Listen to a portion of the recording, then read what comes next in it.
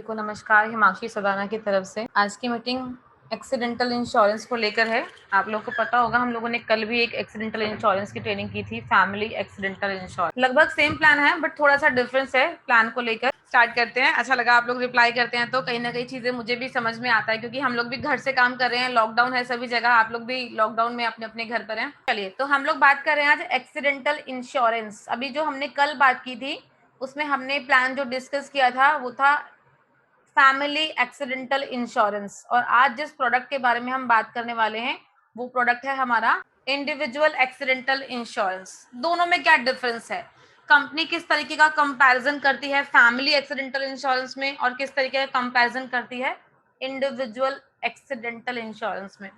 बहुत सारे ऐसे फीचर्स हैं जो कंपनी सिर्फ और सिर्फ इंडिविजुअल एक्सीडेंटल इंश्योरेंस में प्रोवाइड करती है, फैमिली एक्सीडेंटल इंश्योरेंस में नहीं देती है। तो स्टार्ट करते हैं। फैमिली एक्सीडेंटल इंश्योरेंस जो हमने कल समझा उसमें कंपनी गिनती की दो चीजें कवर करती है, एक एक्सीडेंटल डेथ और एक परमानेंट टोटल डिसेबिलिटी। ये दो चीजें हैं इस प्लान के अंदर जो आज हम डिस्कस करने वाले हैं। इस प्लान में कंपनी कुछ एक्स्ट्रा दे रही है, एक थर्ड फीचर भी ऐड करती है, एक फोर्थ फीचर भी कंपनी इसमें ऐड करती है। सबसे पहले देखो, एक्सीडेंटल इंश्योरेंस है, बी क्लियर, इसमें हेल्थ इंश्योरेंस कवर नहीं। आप लोग को पता होगा या जिनको नहीं पता उनको बता देती हूँ, इसमें हेल्थ इंश्योरेंस कवर नहीं होता। ओनली एक्सीडेंट की वजह से डेथ होगा तो पैसा मिलेगा, डेथ बेनिफिट पॉलिसी है ये। क्लियर है सभी को? ध्यान रखिएगा, किसी भी कस्टमर को ऐसा सजेस्ट नहीं करना है कि एक्सीडेंटल इंश्योरेंस पॉलिसी लेने पर कंपनी ट्रीटमेंट देगी एंड ऑल, वो सब कंपनी नहीं देती है। ये एक्सीडेंटल इंश्योरेंस है, डेथ बेनिफिट पॉलिसी है। डेथ होने पर पैसा मिलता है, या बॉडी के दो पार्ट्स कट गए, टूट गए, खराब हो गए, इस कंडीशन में कंपनी पैसा देती है। दो पार्ट्स कोई भी हो सकते हैं हमारे, दो पार्ट्स, एक आंख एक कान हो सकता है, एक कान एक पैर हो सकता है, एक हाथ एक पैर हो सकता है, व्हाटएवर, कोई भी दो पार्ट। ये होते हैं परमानेंट टोटल डिसेबिलिटी, इसे कहते हैं परमानेंट टोटल डिसेबिलिटी, पीटीडी। कल भी मैंने आप लोगों को समझाया था ये। एक होता है एक्सीडेंटल डेथ, शॉर्ट फॉर्म में एडी बोलते हैं, एक्सीडेंटल डेथ। एक आता है, अभी मैंने दो चीजें बताई, एक एक्सीडेंटल डेथ, एक परमानेंट टोटल डिसेबिलिटी। टोटल में बॉडी के दो पार्ट्स, कोई भी दो पार्ट्स कट गए, टूट गए या खराब हो गए। अब जरूरी नहीं है कि किसी कस्टमर का एक्सीडेंट हो और एक्सीडेंट में कोई दो पार्ट्स ही कटे, टूटे या खराब हो। कोई एक पार्ट भी से भी तो कोई पर्सन डिसेबल हो सकता है। किसी का सिर्फ एक पैर चला गया, किसी का सिर्फ एक हाथ चला गया, एक आंख चली गई, एक कान चला गया, व्हाटएवर, कोई भी एक पार्ट, तो उसे कहते हैं परमानेंट पार्शियल डिसेबिलिटी। इस प्रोडक्ट में कंपनी पार्शियल डिसेबिलिटी भी कवर करती है। क्या ये थर्ड फीचर है जो कंपनी इस प्रोडक्ट में कवर कर रही है। टेम्परेरी टोटल डिसेबिलिटी, टीटीडी, ये सबसे जबरदस्त फीचर है इस प्रोडक्ट का। क्या होता है टेम्परेरी? नाम से पता चला टेम्परेरी है कुछ, मतलब जो भी डिसेबिलिटी होगी वो टेम्परेरी है, थोड़े टाइम के लिए है, 2 महीने 3 महीने 4 महीने के लिए है, परमानेंट नहीं है। TTD means temporary total disability, जो कंपनी इसमें कवर कर रही है। क्या होता है, सपोज किसी पर्सन का एक्सीडेंट हो जाता है, किसी भी रीजन से एक्सीडेंट होता है और वो 2 महीने 3 महीने 4 महीने के लिए बेड रेस्ट पर चला जाता है। फ्रैक्चर हो गया है किसी के लेग में फ्रैक्चर हो गया, हिप में फ्रैक्चर हो गया, बैकबोन में फ्रैक्चर हो गया, तो ये इस तरह के फ्रैक्चर्स हैं, हिप का फ्रैक्चर, बैकबोन का फ्रैक्चर, ये 1 महीने 1.5 महीने में आराम नहीं आता है, इनके लिए 3-4 महीने लॉन्ग रेस्ट पर कस्टमर जाता है, बेड रेस्ट पर जाता है।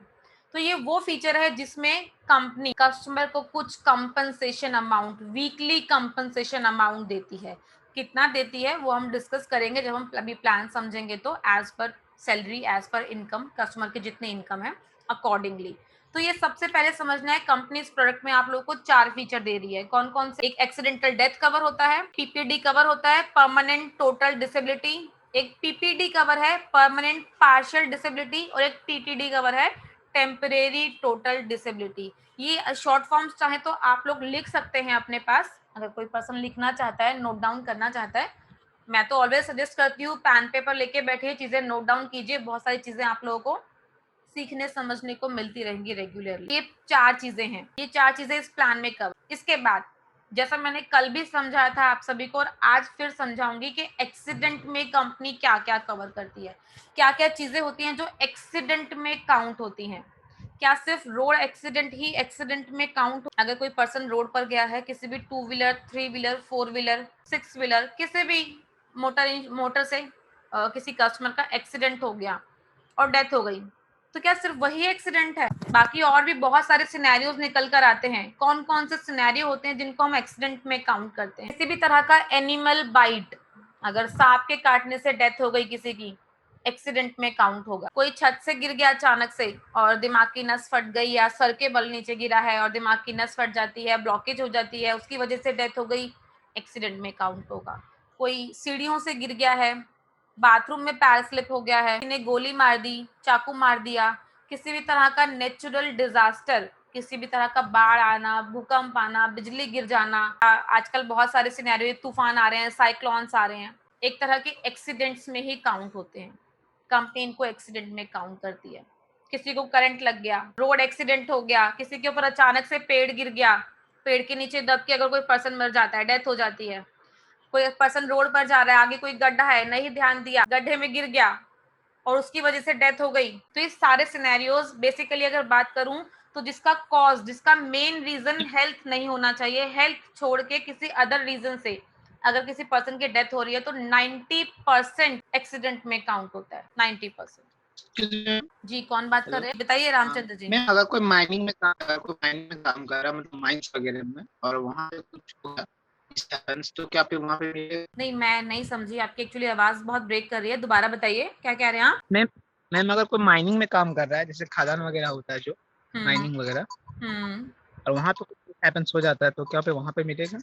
दे सकते हैं बिल्कुल, लेकिन डिफरेंट तरह की खदान होंगी, देख लीजिएगा किस किस तरह की है। किसी तरह की भट्टी ना हो, कोई गन मेकिंग फैक्ट्री ना हो इस टाइप की, क्योंकि इस तरह की चीजों में ना एक्सीडेंटल का रिस्क बहुत ज्यादा रहता है, बहुत ज्यादा रिस्क होता है ऐसी जगह पर एक्सीडेंट का। तो उस केसेस में कंपनी जल्दी से कवर नहीं करती है, कुछ एक्सक्लूजन्स लगा देती है कंपनी। तो वहां उनका जॉब प्रोफाइल देखना है। एक चीज और बताऊंगी यहाँ पर, अगर रामचंद्र जी ने डिस्कस किया है तो पहले डिस्कस कर लेते हैं उसको। जिस प्रोडक्ट के बारे में हमने कल डिस्कस किया था, फैमिली एक्सीडेंटल इंश्योरेंस, साथ में कंपेयर करके आप लोगों को बता रही हूँ हर चीज को, ताकि आप लोगों को कंफ्यूजन ना हो।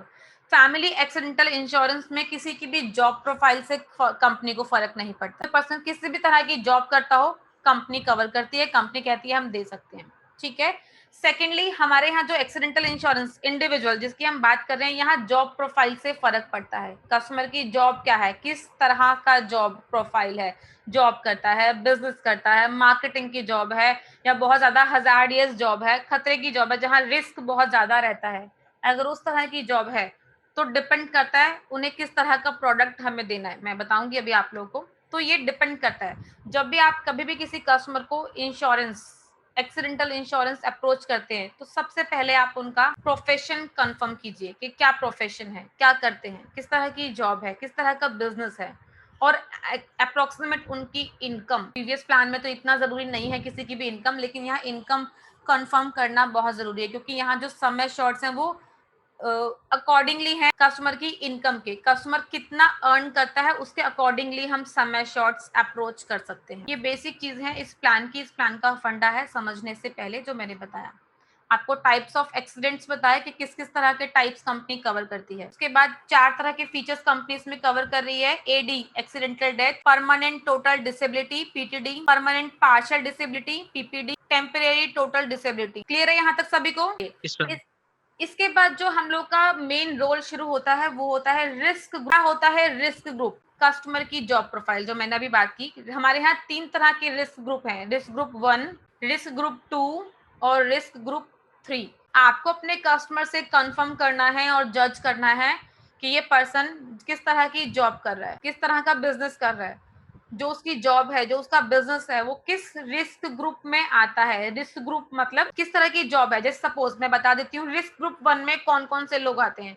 जो एडमिन प्रोफाइल के लोग होते हैं, जैसे मैं हूँ, मेरा जो काम है, मेरा ऑफिस में जाना, अपनी सीट पर बैठना, पूरा दिन काम करना और दिन घर आना, ये एडमिन प्रोफाइल, एडमिनिस्ट्रेटिव प्रोफाइल जो होती है, इस तरह का जॉब है मेरा। जो नॉर्मल लोग बिजनेस करते हैं, सिर्फ अपने ऑफिस जाते हैं, सिटिंग है उनका और वापसी रात में घर आ जाते हैं, ये सब इस तरह का पूरा प्रोफाइल ग्रुप रिस्क ग्रुप 1 में आता है।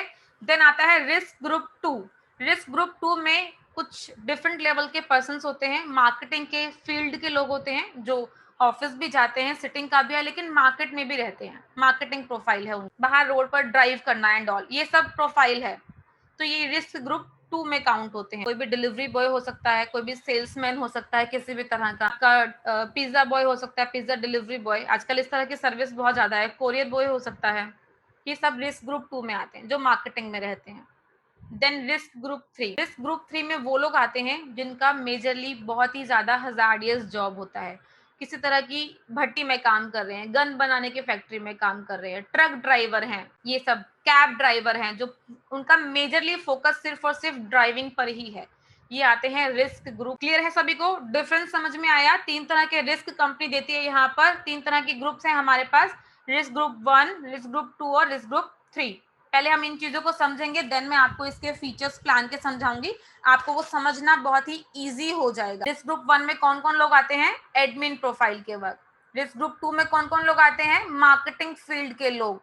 और रिस्क ग्रुप 3 में कौन आते हैं? हजार्डियस वर्क, एथलीट्स, जिनको हम लोग एथलीट्स बोलते हैं, लीज में रहते हैं, एथलीट्स हैं प्रॉपरली, और नेशनल लेवल के गेम्स हैं, और आपका हॉर्स राइडिंग जिनका काम है, ये सब मेजरली आपके रिस्क ग्रुप 3। इसके बाद आता है हमारा टेबल ए, टेबल बी और टेबल सी। ये टेबल ए, टेबल बी और टेबल सी डिपेंड करता है हम कस्टमर को कौन कौन से सर्विसेज, मैंने बताया कंपनियां 4 फीचर्स कवर करती है, एक्सीडेंटल डेथ, पीपीडी, पीटीडी और टीटीडी।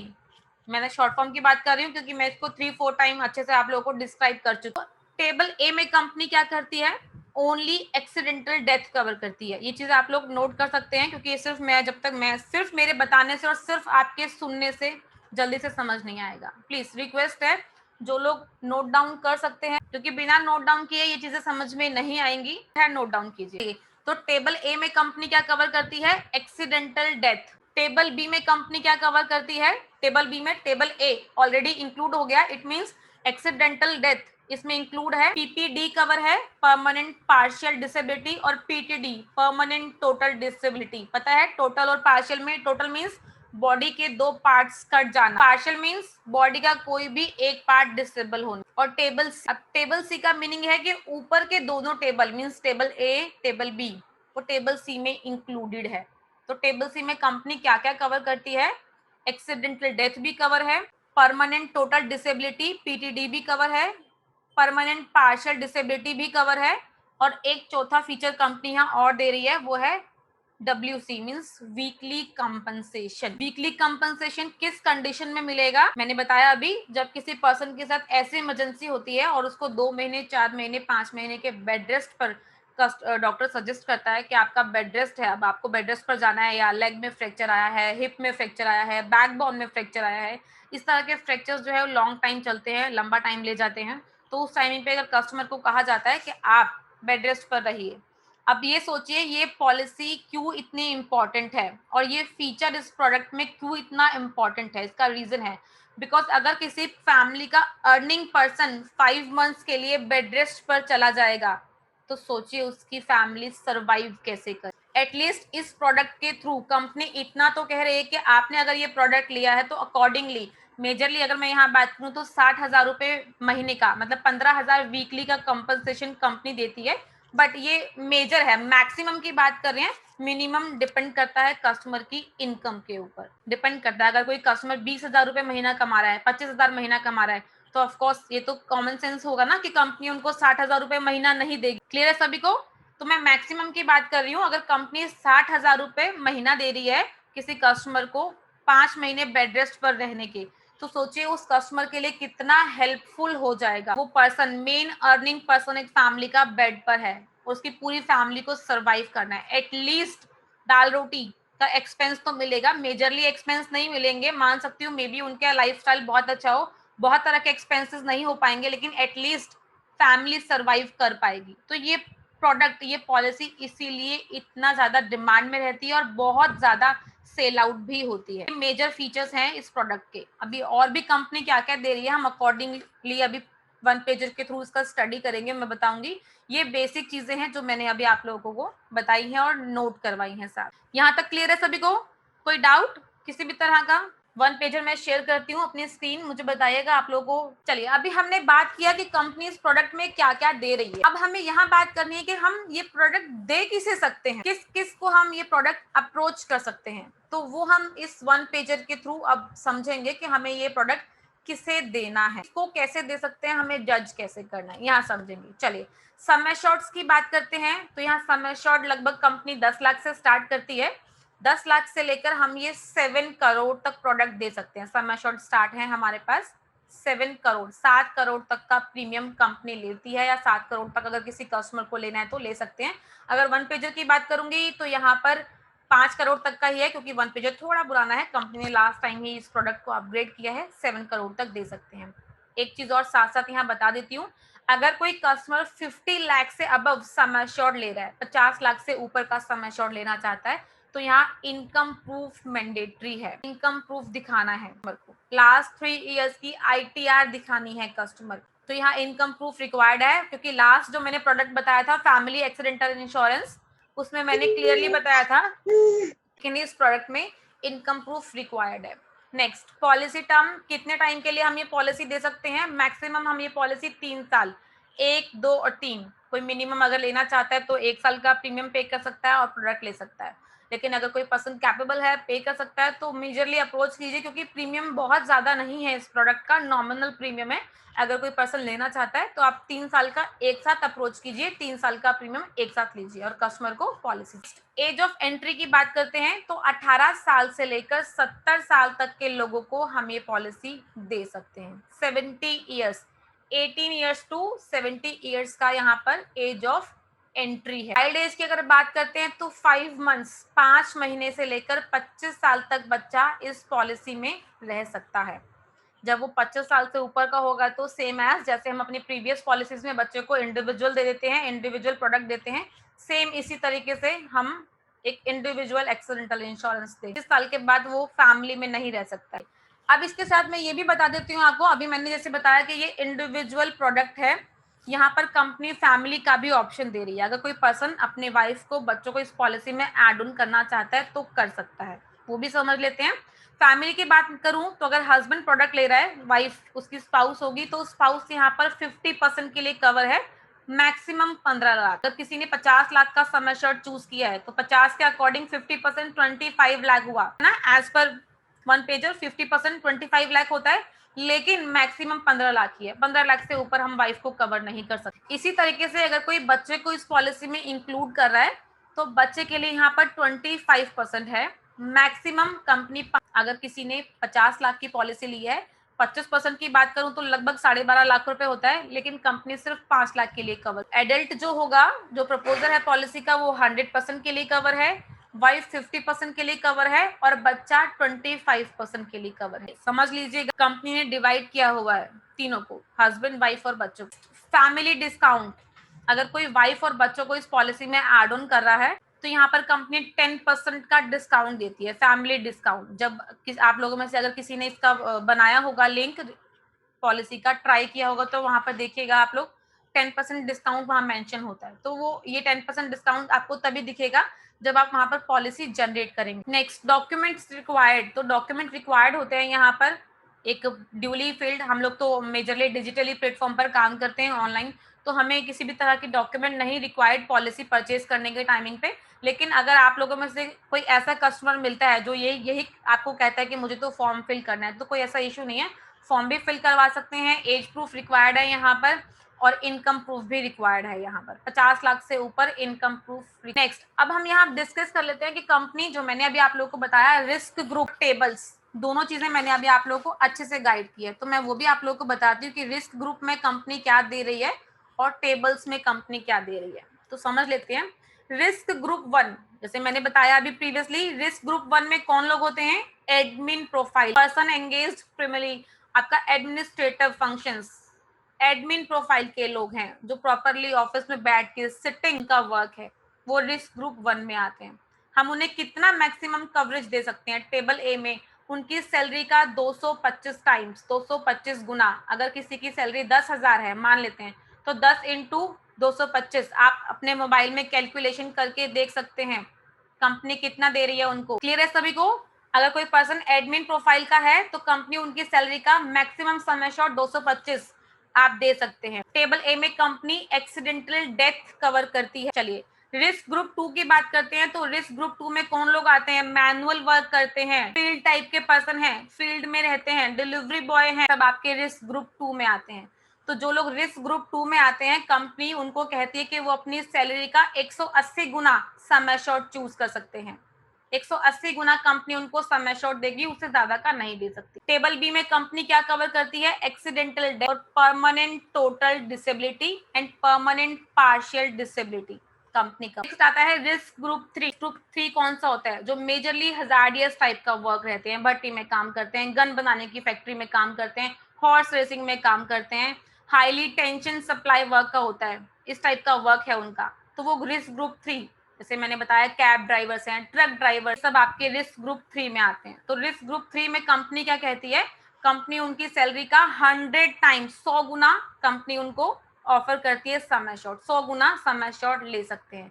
और टेबल सी में कंपनी क्या क्या कवर करती है? एक्सीडेंटल डेथ कवर करती है, परमानेंट डिसेबिलिटी कवर करती है, परमानेंट पार्शियल डिसेबिलिटी कवर करती है, और वीकली कंपनसेशन भी कंपनी कवर करती है। वीकली कंपनसेशन क्या है बताया मैंने अभी? वीकली कंपनसेशन, अगर किसी कस्टमर को फ्रैक्चर की वजह से बेड रेस्ट पर या किसी भी अदर रीजन की वजह से बेड रेस्ट पर आना पड़ता है, कंपनी उनको कुछ वीकली कंपनसेशन एज पर उनकी सैलरी के अकॉर्डिंगली, जो भी उनका सैलरी है अकॉर्डिंगली, जो वो at the time of policy generation या at the time of claim अपना इनकम प्रूफ जो शो करेंगे उसके अकॉर्डिंगली कंपनी यहाँ पर वीकली कंपनसेशन देती है। मैक्सिमम 100 वीक्स के लिए कवर होता है, ध्यान रखिएगा। ऐसा नहीं कि अगर किसी को 2 साल के लिए बेड रेस्ट पर आना है तो कंपनी 2 साल के लिए देगी, 100 वीक्स मैक्सिमम कंपनी कवर करती है। नेक्स्ट, ये तो हुआ फीचर्स। अभी हम एडिशनल बेनिफिट्स की बात करते हैं। तो कंपनी एडिशनल बेनिफिट्स में क्या क्या देती है? एजुकेशन ग्रांट, अगर किसी पर्सन की एक्सीडेंट की वजह से डेथ हो गई तो इस पॉलिसी में स्पेशल फीचर है जो कंपनी दे रही है।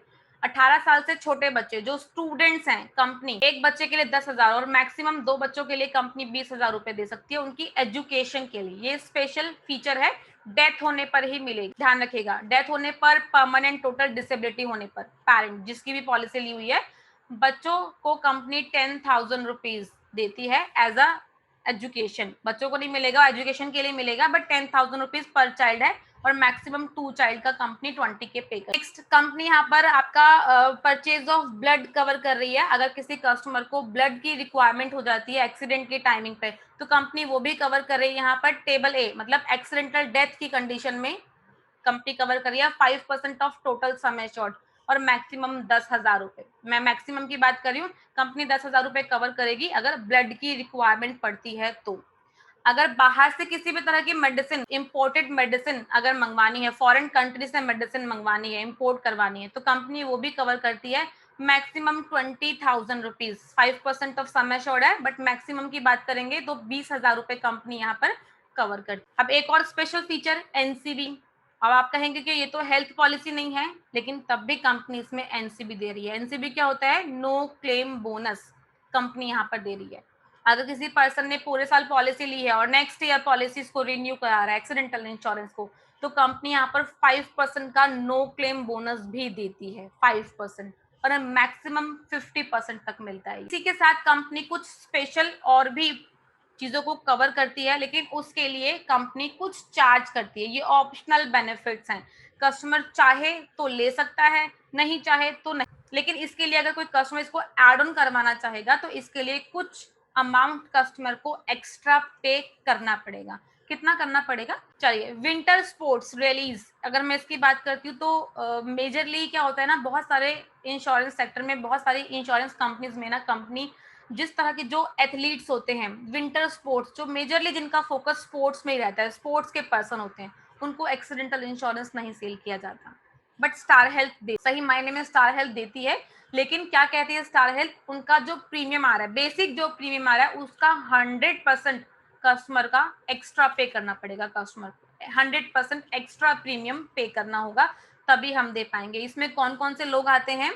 जो स्पोर्ट्स में रहते हैं, एथलीट्स है, नेशनल लेवल के गेमर, सब इनको एक्सीडेंटल इंश्योरेंस नहीं मिलता है। क्यों नहीं मिलता? क्योंकि यहाँ रिस्क बहुत ज्यादा होता है एक्सीडेंट का। कोई भी एथलीट है, कभी भी अचानक गिर गया, किसी भी तरह की कंपटीशन में गिर गया, फ्रैक्चर हो गया, तो कंपनी क्लेम देने के लिए ऑलवेज लायबल होगी, कंपनी को क्लेम देना पड़ेगा। इसलिए कंपनी क्या कहती है, हम इनको प्रोडक्ट दे सकते हैं लेकिन 100% एक्स्ट्रा प्रीमियम के। अगर मैं सही मायने में बात करूँ तो 200% हो गया, डबल प्रीमियम पे करना है कस्टमर को, हम दे सकते। Next, medical expenses extension. देखो इसका मीनिंग समझ लेते हैं क्या होता है। कस्टमर्स ऐसे भी मिलेंगे जिनके पास हेल्थ इंश्योरेंस नहीं है लेकिन वो एक्सीडेंटल लेना चाहते, हम दे सकते हैं। यहाँ पर स्पेशल फीचर क्या है, अगर किसी कस्टमर का एक्सीडेंट की वजह से हॉस्पिटल में एडमिट होना पड़ता है, अब वहाँ ट्रीटमेंट चाहिए, कोई प्राइवेट हॉस्पिटल में गया है तो ऑफ कोर्स, और हेल्थ इंश्योरेंस नहीं है तो अपनी पॉकेट से पे करना पड़ेगा। तो कंपनी क्या कहती है कि हम यहाँ पर 25% ऑफ वैलिड क्लेम, जितना भी क्लेम आया उसका 25% या मैक्सिमम 5 लाख, उसका ट्रीटमेंट का खर्चा भी हम उठा लेंगे। कंपनी उठाती है 5 लाख तक का। इसके लिए कस्टमर को सिर्फ 10% ऑफ फाइनल प्रीमियम, जितना भी प्रीमियम कस्टमर का बन रहा है उसका 10% एक्स्ट्रा पे करना है। Next, hospital cash. ये तो बहुत ही सिंपल सा फीचर है, सभी को पता है, हम लोग अपनी हेल्थ पॉलिसीज में भी सभी को बताते हैं। हॉस्पिटल कैश मीन्स कस्टमर जितने दिन हॉस्पिटल में एडमिट हो रहा है उतने दिन का कंपनी लमसम पैसा देती है। तो यहाँ पर कंपनी कितना दे रही है, 1,000 रुपए पर डे, 15 दिन, वन टाइम, 15 दिन एडमिट होना चाहिए और मैक्सिमम 60 डेज, 60 दिन पूरे पॉलिसी पीरियड में। अगर कोई कस्टमर हॉस्पिटल में एडमिट होता है या ट्रीटमेंट करवाता है अपना एक्सीडेंट से रिलेटेड, तो कंपनी यहाँ पर उन्हें 1,000 रुपए पर डे का बेनिफिट देती है। 1,000 रुपए पर डे। इसके लिए सिर्फ कस्टमर को सिर्फ 40 रुपए का प्रीमियम एक्स्ट्रा पे करना है, only 40 rupees. Next, home conveyances. क्या होता है ये home conveyance? At the time of discharge, अगर कोई कस्टमर हॉस्पिटल से डिस्चार्ज हो रहा है और उस टाइमिंग पर डॉक्टर कहता है कि इन्हें एक अटेंडेंट की रिक्वायरमेंट है, एक नर्स की रिक्वायरमेंट है, तो उस टाइमिंग पे वो नर्स उनके साथ जाएगी, अटेंडेंट साथ जाएगी। उस केस में भी कंपनी उनको 500 रुपए ईच कंप्लीटेड डे और मैक्सिमम एक टाइमिंग में 15 दिन और पूरे पॉलिसी पीरियड में 60 दिन कंपनी यहाँ पर कवर करती है। और इसके लिए कंपनी सिर्फ 15 रुपए का प्रीमियम एक्स्ट्रा चार्ज करती है। तो सही मायने में बात करूं, ऊपर के 2 फीचर छोड़ के नीचे के 2 फीचर तो बहुत ही नॉमिनल से प्रीमियम पर मिल रहे हैं, सिर्फ 40 रुपए और 15 रुपए। तो 55 रुपए का एक्स्ट्रा प्रीमियम पे करके जब भी कभी किसी कस्टमर को ये पॉलिसी अप्रोच करते हैं तो 55 रुपए उसके प्रीमियम में एड ऑन करके बताइए, बेटर रहेगा। फीचर कस्टमर को मिल भी जाएंगे और प्रीमियम में कोई बहुत ज्यादा डिफरेंस नहीं आएगा। अगर कोई कस्टमर 5,000 रुपए पे कर रहा है तो 5,055 रुपए भी पे कर देगा। मुझे नहीं लगता वो एक बार भी सोचेगा 55 रुपए एक्स्ट्रा पे कर। अगर कोई कस्टमर 3,000 पे कर रहा है, 3,050 पे कर रहा है, तो 55 रुपए एक्स्ट्रा एड ऑन करके आप अपने पास से बता दीजिए जी 55 रुपए एक्स्ट्रा इसमें लगेंगे, लेकिन ये 2 फीचर आपको साथ में मिल रहे हैं। या इतना भी मत बताइए कि एक्स्ट्रा लगेंगे, आप एड ऑन करके कस्टमर को बताइए और इसमें इनबिल्ट फीचर दीजिए साथ। प्रोडक्ट के फीचर्स हैं, अगर आप लोग नीचे देखेंगे तो देखिए यहाँ पे क्लियरली मेंशन है टेबल ए। आप लोगों को सभी को मैंने भेज दिया है 1 पेजेस, आप लोगों के पास है, खुद से भी स्टडी कीजिएगा। देखिए टेबल ए में कंपनी क्या कवर करती है, एक्सीडेंटल। टेबल बी में कंपनी क्या कवर करती है, accidental death, permanent total disability, permanent partial disability. Table C में कंपनी क्या कवर करती है, एक्सीडेंटल डेथ कवर है, पीटीडी कवर है, पीपीडी कवर है। एक्स्ट्रा फीचर है इसमें TTD, temporary total disability. Clear है सभी को यहाँ तक? प्रोडक्ट में किसी भी तरह की कंफ्यूजन है बात कर सकते। टेबल सी में कंपनी वीकली कंपनसेशन देती है, ध्यान रखिएगा, वीकली कंपनसेशन भी देती है। हाउसवाइफ को हम प्रोडक्ट नहीं दे सकते, हाउसवाइफ है, जॉब नहीं करती हैं, किसी तरह की इनकम नहीं है, अर्निंग नहीं है, हाउसवाइफ को हम ये प्रोडक्ट्स नहीं दे सकते। स्टूडेंट्स को ये प्रोडक्ट्स नहीं दे सकते। मेरे सभी को प्रोडक्ट समझ में आया? किसी तरह का कंफ्यूजन तो नहीं? ग्रुप समझ में आए, टेबल समझ में आए? अब इसके बाद मैं आप लोगों को इसका रेट चार्ट शेयर करती हूँ। रेट चार्ट देखिए ये हमारा 1 पेजर है इसका, प्रीमियम का जो हमने प्रीमियम चार्ट बनाया हुआ है, ये उसका 1 पेजर है, शीट है, आप लोगों को सभी को मैंने भेज दिया है। यहाँ देखिए आप लोग देख सकते हैं 10 लाख से कंपनी सम एश्योर्ड स्टार्ट कर रही है, 10 लाख से। 10 लाख के सम एश्योर्ड पे कंपनी सिर्फ 10 लाख का ही टीटीडी बेनिफिट दे रही है। 15 लाख का नहीं मिलेगा, 60,000 मंथली नहीं मिलेगा, 60 से कम मिलेगा। 15 लाख सम एश्योर्ड से लेकर 7 करोड़ तक हम ये प्रोडक्ट सेल कर सकते हैं। सम एश्योर्ड की बात कर रही हूँ। मैक्सिमम कंपनी 60,000 रुपए महीना ही देती है। अगर किसी की पर्सन की इनकम एक महीने की 2 लाख 3 लाख है और वो चाहता है कि मुझे 60,000 रुपए महीने से मेरा कुछ नहीं होगा, मुझे तो ज्यादा चाहिए, तो पॉसिबल नहीं। यहाँ ग्रुप 1 में भी क्लियरली लिखा हुआ है एडमिनिस्ट्रेटिव वर्क। इस ग्रुप 2 में कौन है, रेस्ट ऑफ ग्रुप 1 एंड 3। यहाँ पर फील्ड प्रोफाइल लिख सकते हैं आप, मेंशन कर सकते हैं रिस्क ग्रुप 3 में हजार्डियस वर्क, जो जिनकी रिस्क कैटेगरी बहुत ज्यादा होती है, रिस्क बहुत ज्यादा होता है। साथ ही में यहाँ पर देखिए टेबल बी और टेबल सी इसमें एड ऑन, टेबल ए तो इंक्लूडेड ही रहता है ऑलवेज। इसको समझ लेते हैं। अगर कोई एडमिन प्रोफाइल का वर्क है, किसी पर्सन का 50 लाख का इंश्योरेंस लेना चाहता है, तो 50 लाख के अकॉर्डिंगली यहाँ 50 लाख के अकॉर्डिंगली एक पर्सन का जो प्रीमियम है 5,104 रुपए का प्रीमियम जाएगा। क्लियर है सभी को? ये 1 साल का है। अगर कोई पर्सन 2 साल में जाना चाहता है तो 9,841 रुपए का प्रीमियम जाएगा। अगर कोई पर्सन 3 साल में जाना चाहता है तो 14,272 रुपए का प्रीमियम जाएगा। ये जरूरी नहीं है कोई पर्सन 5 लाख का ही ले, आपका कॉन्टेस्ट तो 25 लाख से स्टार्ट हो जाता है। तो अगर किसी कस्टमर को आपको अप्रोच करना है तो आप 25 लाख का भी कर सकते हैं। 25 लाख पे 3039 3,039 रुपए का प्रीमियम है केवल साल का। 2 साल के लिए 5,859 रुपए, 3 साल के लिए 8,490 रुपए ये प्रीमियम है। अगर कोई पर्सन फील्ड प्रोफाइल का है, लाइक ग्रुप 2 का, तो वहां पर प्रीमियम समझ लेते हैं 25 लाख पे 1 साल का 4,632 रुपए का प्रीमियम आएगा।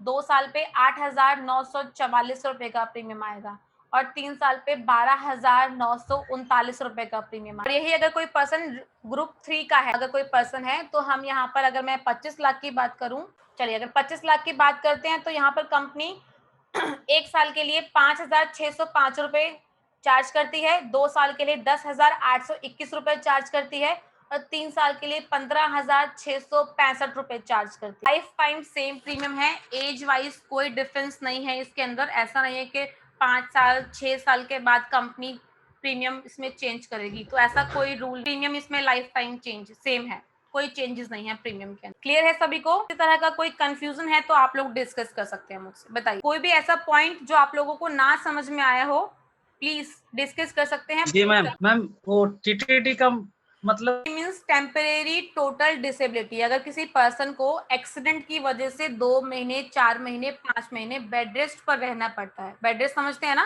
फ्रैक्चर हो गया किसी के हिप में, कूल्हे में फ्रैक्चर हो गया तो वो पर्सन हिल नहीं सकता है, उसको 2 महीने 4 महीने बेड रेस्ट पर रहना पड़ेगा। बैकबोन रीढ़ की हड्डी में फ्रैक्चर आ गया तो वो 2 महीने 4 महीने के लिए बेड रेस्ट पर गया। लेग में थाई में फ्रैक्चर आ गया तो भी कस्टमर मान लीजिए लगभग 2 से 3 महीने के लिए बेड रेस्ट। तो ये जो यस मैम। है टीटीडी का वो वहां काम करता है। फ्रैक्चर की कंडीशन में कस्टमर को कुछ वीकली कंपनसेशन मिलता है। ओके मैम, यानी 50 लाख। आज को मुझे एक बार अनम्यूट कीजिए, मैंने सभी को म्यूट कर दिया था। चलिए बताइए, कुछ पूछ रहे थे आप, कोई क्वेश्चन था आपका, बताइए। हाँ मैम, मैं ये पूछ रहा था कि अगर कोई बंदा ये इंडिविजुअल लेता है, ठीक है, एक्सीडेंटल इंश्योरेंस, और वो लाइफ टाइम प्रीमियम पे करता है बट वो क्लेम नहीं ले पाता है, तो फिर उसको कुछ मिलेगा उसके बिहाफ पे, या फिर वो सिर्फ प्रीमियम ही भरता आप है? बताइए, क्योंकि ये पॉलिसी तो एक्सीडेंट में डेथ होने पर मिलता है। अब अगर पूरे साल, अच्छी बात है ना, डेथ तो होनी ही नहीं चाहिए किसी के एक्सीडेंट की वजह से, अब उसको कुछ नहीं हुआ तो आप क्या चाहते हैं कि कंपनी कुछ दे या वो हर साल प्रीमियम भरता रहे, ये बताओ।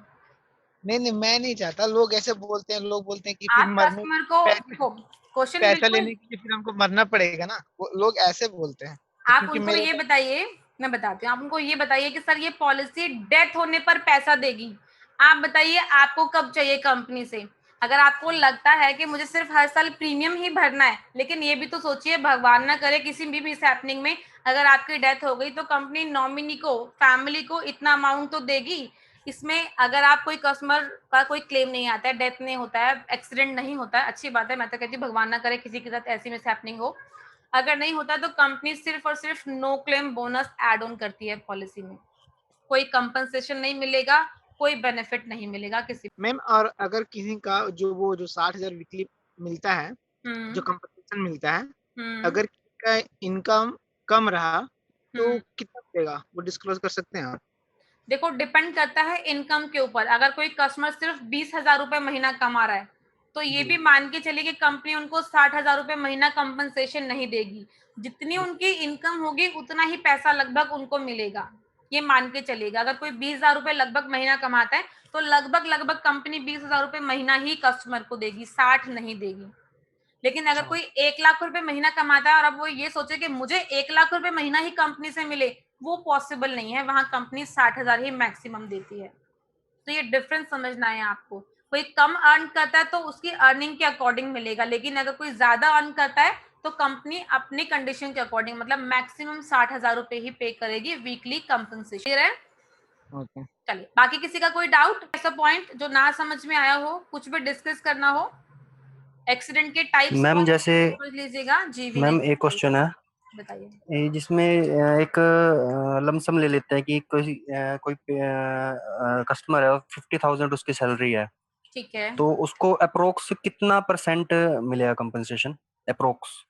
कस्टमर हमसे कई बार पूछ लेता है कि कितना परसेंट मिलेगा, तो हम क्या बोल रहे हैं उन्हें? देखो अगर कोई 50,000 रुपए मंथली अर्न करता है तो सबसे पहले तो हाँ जी। सम एश्योर्ड देख लीजिए 50,000 के अकॉर्डिंगली हम कितना उनको दे सकते हैं। हम उनको आराम से 50,000 50 लाख 1 करोड़ आराम से दे पाएंगे हम उनको, ठीक है। लेकिन अब डिपेंड करता है, अगर कोई पर्सन 50,000 रुपए मंथली कमा रहा है तो ऑफकोर्स वो 60,000 से बिलो ही है, तो लगभग कंपनी 50,000 के अकॉर्डिंगली उनको पे कर देगी। अगर कोई वीकली कंपनसेशन या इस तरह का टीटीडी का बेनिफिट की रिक्वायरमेंट पड़ती है तो कंपनी पे नहीं हम मैम वैसे बहुत सारे ऐसे लोग हैं हमारे यहाँ जो हाँ। काम करते हैं लेकिन वो सैलरी प्रूफ नहीं दे पाएंगे, मतलब इनकम प्रूफ नहीं दे पाएंगे, तो वो फिर कैसे क्या होगा? देखो अगर 50,000 से 50 लाख से नीचे का सम एश्योर्ड ले रहे हैं तो कंपनी को कोई इनकम प्रूफ नहीं चाहिए, ठीक है। अच्छा। लेकिन अगर कोई 50 लाख से ऊपर का सम एश्योर्ड ले रहा है तो इनकम प्रूफ रिक्वायर्ड है।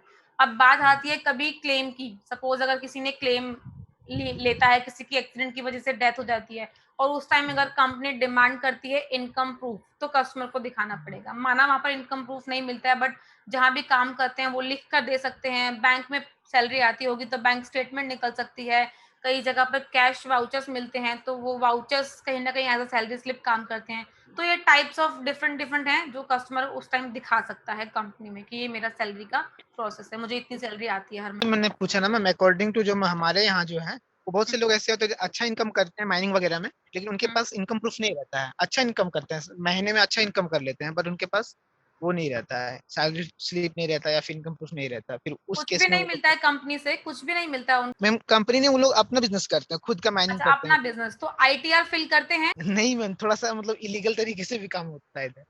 अच्छा तो देखो फिर नहीं अगर ऐसी बात है तो कम 50 लाख से ऊपर तो फिर आईटीआर मैंडेटरी है, फिर आईटीआर तो देना पड़ेगा कस्टमर को, नहीं तो फिर कस्टमर 50 लाख से नीचे का लेगा सम एश्योर्ड। और जब भी कभी क्लेम आएगा तो कस्टमर को आईटीआर दिखानी पड़ेगी अगर उसका बिजनेस है तो 50 लाख से ऊपर के सम एश्योर्ड वो मैंडेटरी है। Hello madam. जी हेलो। अमित जी बताइए। हाँ, अगर वो कोई फार्मर है तो उसके पास तो कोई पेमेंट स्लिप नहीं रहती ना, तो उसके लिए क्या ऑप्शन है? दे सकते हैं सर, माना फार्मर्स हैं, फार्मर्स के पास कोई भी पेमेंट स्लिप नहीं है, कोई आईटीआर वगैरह नहीं है, तो हम उनको हाँ। 50 लाख से नीचे का दे सकते हैं। नहीं वो प्रूफ क्या दिखाना पड़ेगा अगर कोई 50 क्लेम लाख से करेगा? 50 लाख से नीचे के लिए इनकम प्रूफ रिक्वायर्ड नहीं है। क्लेम के वक्त आप बोलिए ना, क्लेम के वक्त देखो पेमेंट स्लिप। क्लेम के वक्त डिपेंड करता है, अगर टीटीडी का बेनिफिट, फार्मर्स को कंपनी टीटीडी का बेनिफिट नहीं देती है सबसे पहली चीज, मतलब जो वीकली हाँ कंपनसेशन होता है उसका हाँ बेनिफिट फार्मर्स को, किसानों को नहीं मिलता है। हाँ पहली चीज। दूसरी चीज, कंपनी जो ये इनकम प्रूफ डिमांड करती है वो टीटीडी के बेनिफिट में ही डिमांड करती है। टीटीडी का बेनिफिट नहीं लेंगे तो कंपनी इनकम प्रूफ डिमांड नहीं करेगी, टीटीडी के बेनिफिट में ही इनकम प्रूफ रिक्वायर्ड है। मैम मेरी एक लास्ट क्वेरी है मैम, सॉरी। बताइए बताइए बताइए।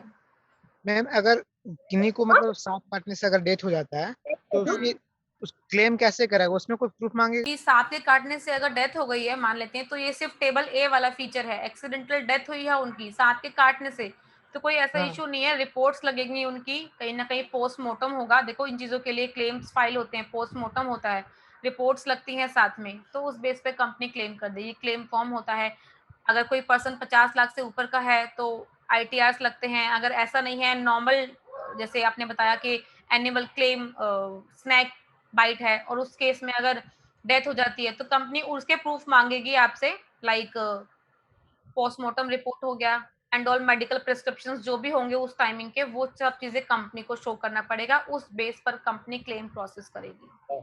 नहीं मेरा मतलब है कि अगर सांप का वो तो सही है कि पोस्टमार्टम रिपोर्ट चाहिए, लेकिन एट द टाइम सांप काटने के समय ही अगर वो डेथ हो जाता है घर पे ही, तो उस कंडीशन में कोई ऐसा इशू नहीं है, कहीं ना कहीं आप डॉक्टर को दिखाएंगे सांप ने काटा है, डॉक्टर तो लिख कर देगा, डॉक्टर देगा तो डॉक्टर बोलेगा जी पुलिस केस बनेगा या जो भी सिनेरियो है इसका, और वो आपको पुलिस को बताना पड़ेगा, तो वो उस टाइमिंग पर प्रोसेस निकल कर आता है। अभी तो हम प्रोसेस भी पूरा आपको बता नहीं पाएंगे कि क्या होगा उस टाइमिंग पे। उस टाइम प्रोसेस निकल कर आता है कि अगर किसी सांप ने काटा है तो आपने सांप ने काटा है, डॉक्टर को दिखाया है, डॉक्टर ने आपको बोला है कि पुलिस केस से सांप ने काटा है, डॉक्टर लिख कर देगा आपको कि इनकी सांप के काटने की वजह से डेथ हुई है। तो कहीं ना कहीं ये पेपर्स सबमिट होते हैं eight the time of claim. Okay ma'am, okay, thank you. Clear है? अभी बात कर रहे हैं आईपीए की। तो आप जितने भी अभी एजेंट्स मेरे साथ लाइनअप हैं अभी मीटिंग में, एटलीस्ट ज्यादा नहीं, एटलीस्ट 2 आईपीए, सिर्फ 2 आईपीए। किसी के साथ में कोई जबरदस्ती नहीं है, किसी के साथ कोई प्रेशर नहीं है, सिर्फ 2 आईपीए, 2213 रुपए की, सिर्फ 2 आईपीए। एक पॉलिसी भी लॉगिन होती रहेगी आप लोगों के कोड में, तो काम चलता रहेगा, कोड्स चलते रहेंगे, कंपनी भी हैप्पी, आप भी हैप्पी। बट जो लोग काम नहीं करते तो कंपनी अपने सर पे लायबिलिटी रखना पसंद नहीं करती है, तो कंपनी रिमूव कर देती है, कोड डीएक्टिवेट कर देती है। उसके बाद आप चाह के भी कंपनी से कोड एक्टिवेट नहीं करा सकते। इसीलिए रेगुलरली हमारी तरफ से आप लोगों के पास कॉल जाती है कि सिर्फ एक पॉलिसी करा लीजिए, लेकिन करा दीजिए, कोड एक्टिव कराइए, बहुत जरूरी। क्लियर है सभी को? अगर मेरी बात किसी को बुरी लगी होगी तो please I am really very sorry, मैं दिल से सॉरी मांगती हूँ, बट हमारा प्रोफेशन है सर, हम लोग को समझाना पड़ता है। चलिए आज की मीटिंग एंड अप करते हैं। अपने अपने टारगेट्स याद रखिएगा, 2 पॉलिसी के टारगेट हैं। टाटा बाय बाय, मिलते हैं जल्दी से नेक्स्ट मीटिंग में।